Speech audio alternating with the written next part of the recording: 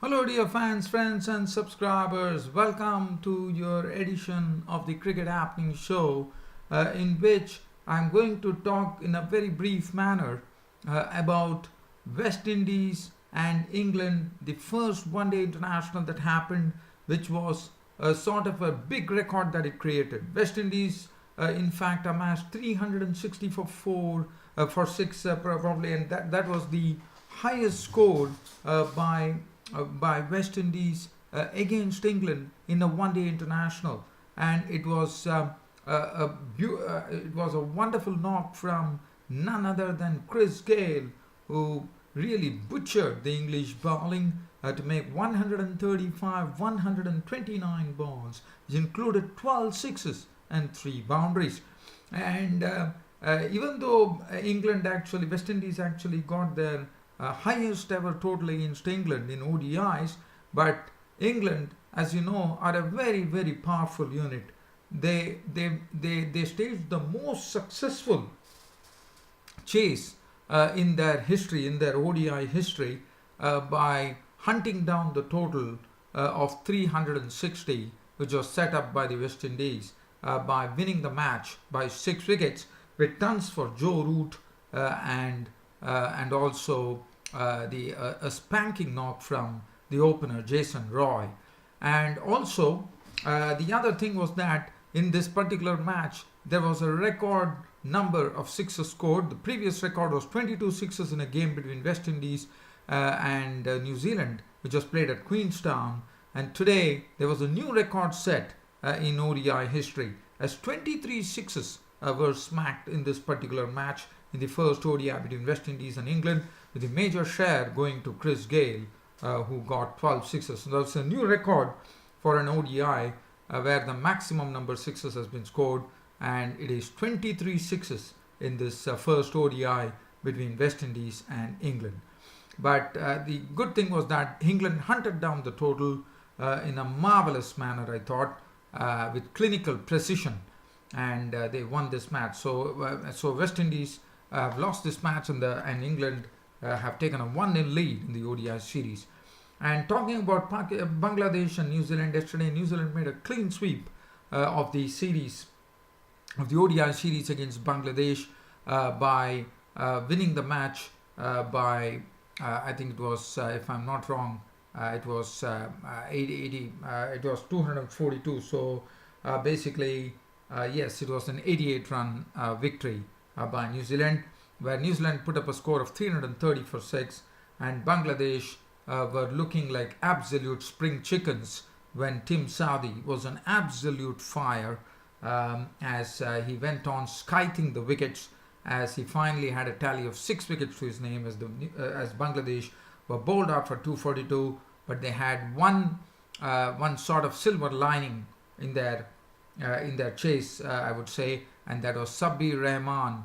After quite a long time, playing for probably more than 3 years for Bangladesh, got his first maiden one-day international ton, which was really well meant. So that was something that has to be appreciated, because Tim Southee was absolutely bowling superbly, and I thought Sabbir Rahman really stood the test well and came up trumps. So that's a good thing. I think that's a beginning. And Mohammad Saifuddin also contributed well, I thought. And then we have a look at, and also let's talk about South Africa versus Sri Lanka, the second test match coming, and it is a very significant match for Sri Lanka, let me tell you, because it's just a matter for Sri Lanka to either go and win this test match or go and draw this test match. It's a 2-test series, and even if it is a draw, Sri Lanka would become the first Asian nation ever to have won a test series in South Africa. So I'm pretty sure after what happened, Sri Lanka would be definitely gunning for this. There's no doubt about it, and their confidence will be totally buoyed up right now. There's no doubt about that. And as I said, history could be made. But South Africa also, one knows it's in their territory, and they would be baying for blood against Sri Lanka, because they would like to stop Sri Lanka from doing what they did in the first test match. So we should have a great battle at Port Elizabeth in the second test match, the second and final test match of the series between South Africa and Sri Lanka coming up. So we'll have a look at that. But first, let's and we'll also have a look at some cricket news, time permitting, I would say. So let's first talk about the England versus West Indies game. And as I said, West Indies putting on 360 for 8. Gale started off in a very, very sober fashion. Probably had consumed 36 balls for some, I think, 12 runs or 12 odd runs. But after that, Chris Gale really took off like an aeroplane, and his tally was 135 of 129 deliveries, which included 12 sixes and only 3 boundaries. So that will tell you what a murderous knock that was from Chris Gale. John Campbell made his debut, but unfortunately was out for 30 of 28, 4 fours and 1 6. Shai Hope contributing 64 of 65, 7 fours and 1 6. Hetmyer could not really capitalize. It was a good batting pitch to bat on at Bridgetown in Barbados. Hetmyer making 20 of 15 with 2 fours and 1 6. Definitely showing his wares there. But Nicholas Pooran was the man who really missed out on a very good batting pitch. It was his debut, ODI debut. He was out to Rashid for a duck. But yes, his day will come. Darren Bravo made 40 of 30, 2 fours, 4 sixes. Jason Holder 16, Brathwaite 3, and Ashley Nurse pasted 3 sixes and 1 4 in an unbeaten knock of 25, just 8 deliveries, which pivoted the West Indian total to 316 for the loss of 8 wickets. If you look at the bowling, doesn't make any happy reading either way. 10 overs 259 for Chris Wokes. The only bowler who stood out was Ben Stokes, bowling 8 overs for 37 runs and 3 wickets. Mark Wood 7 overs for 49. Moeen Ali 10 overs, none for 85. In fact, the spinners got a real clatter, especially Moeen Ali and Adil Rashid, with Moeen Ali leaking 85 of his 10 overs without a wicket to show besides his name, and Adil Rashid being cracked for 74 of his 9 overs with 3 wickets to his name. And Ben Stokes was by far the best bowler either side. 8 overs no made and 3 for 37, and Liam Plunkett disappeared for 54 of his 6 overs. Now England were given a target of 361 runs to go and win the match, and one knew that with this mighty England batting lineup with, as I said, there's only one tail in the whole lineup, and that is Mark Wood coming in at number 11. So definitely one trusted with this good batting pitch that England will be staging their most successful ODI chase ever, and this is the 3rd most successful chase in ODI history all time, I'm told. And this was completely, so England staging their most successful chase of 360 runs by winning the match by 6 wickets. Jason Roy was absolutely in his element as he blasted 123 of 85 deliveries, which included 15 fours and 3 sixes. Barristow was out for 34 of 33, 6 fours, but Joe Root kept his calm, played a good innings of 102 of 97 deliveries, 9 fours, which paved the way for an England victory. Morgan contributing 65-51 with 4 fours and 3 sixes. Stokes was not out in 20 of 25, 2 fours. Butler brought the winning hit, and the match was over in the 49th over as England hunted down the total in a tremendous manner. And as far as the bowling was concerned, Bishu had 10 overs, 1 for 78. O'Shane Thomas went for 72 of his 9 overs with 1 wicket. Jason Holder was carved for 63 runs of his 9.4 overs with 2 wickets. Brathwaite went for 66 of his 9. Ashley Nurse got pasted for 69 of his 10. And Campbell bowled an over, which cost him 13 runs. And Jason Roy was named man of the match. Now from here, we get on to the other match.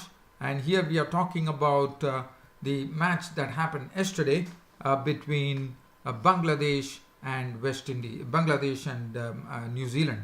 So let's and before that, let's talk about the Sri Lanka South Africa game, which is coming up. As you know, the Sri Lanka South Africa game is going to be of great significance. As I said, Sri Lanka could be making history if they could win this particular Test match. Not only would have they won the series, but this would have been the first win by an Asian nation in South Africa, where one could say that an Asian nation would have beaten South Africa in South Africa in a Test series. So that really tells you as to how tough it has been for an Asian nation to go and win against South Africa in South Africa. So that really says that South Africans are a great and a very, very strong unit.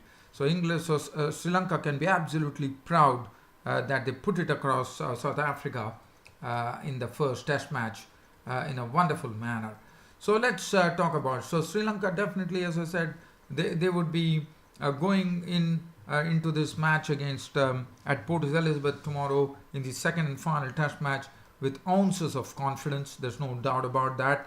And Sri Lanka, I'm not expecting any changes. One expects the same team to play. Dimuth Karunaratne will captain. Dimuth Karunaratne would have been overjoyed because that was his first Test ever as a Sri Lankan captain, and he got a real, I would say, a present, a sort of a gift as being the Sri Lankan captain. So and also, as I said, we'll also have a look at the New Zealand-Bangladesh ODI series, where New Zealand closed it in the final ODI in tremendous fashion. As far as Sri Lanka, so just coming on to the Sri Lanka-South Africa game, well, I'm not expecting any changes. Kushal Perera will be the man to watch, no doubt about it, because as he has already, I would say, sort of put a stamp on his batting. So one could really expect there'll be a sense of expectation when Kushal Silva goes out to bat in the second Test match. And other than that, one is not expecting any changes. So definitely the Sri Lankans. And I'm told that the pitch at Port Elizabeth normally plays on the slower side, so it will be very interesting to see what really comes up. And there is a bit of rain also forecast, I'm told. Let's have a look at the South African side, where the South Africans will be pondering any changes after losing the first Test match. Dean Elgar, as Otis Gibson, the coach of South Africa, has already sounded by saying that Dean Elgar is due for some runs. Hashim Amla also has to get his act right here. And other than that, Wiaan Mulder will be the one who would be coming with him. As you know, Vernon Philander could not bowl in the first Test match, as you would remember, in the later stages of the Sri Lankan innings. So Mulder will be the one who would be probably making his Test debut. He's an all-rounder in the making, and he bowls a bit of medium pace, I reckon. And he also is a very, very good batsman as well. So he's a sort of a genuine all-rounder in the mix here, replacing Vernon Philander, who is out due to injury. So as I said, we are not seeing any changes, but definitely, nevertheless, we should have a great match going as far as South Africa and Sri Lanka is concerned. And Sri Lanka definitely wanting to see to it that either this match ends in a Sri Lankan victory or it ends in a draw, and Sri Lanka would be home. And there's a history will be made in this Test if Sri Lanka can win it, and I'm sure they are gunning for it. So, I already talked to you about the New Zealand card yesterday in my cricket show. As I said, they amassed 330 for 6.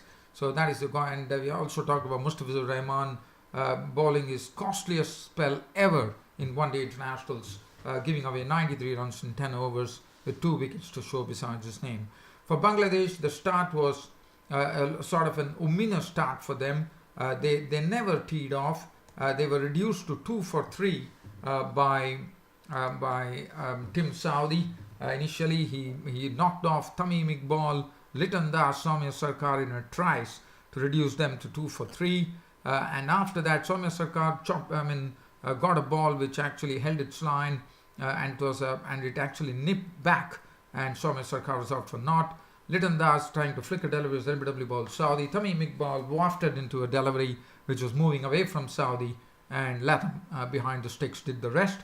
And the problem, this has been the problem area for Bangladesh, where in this ODI series the top order is not fired at all. Tamim Iqbal has been a failure, and over and above that, the experienced blokes Mushfiqur Rahim and Mahmudullah have never come to the party. They were dismissed for 17 and 16 respectively.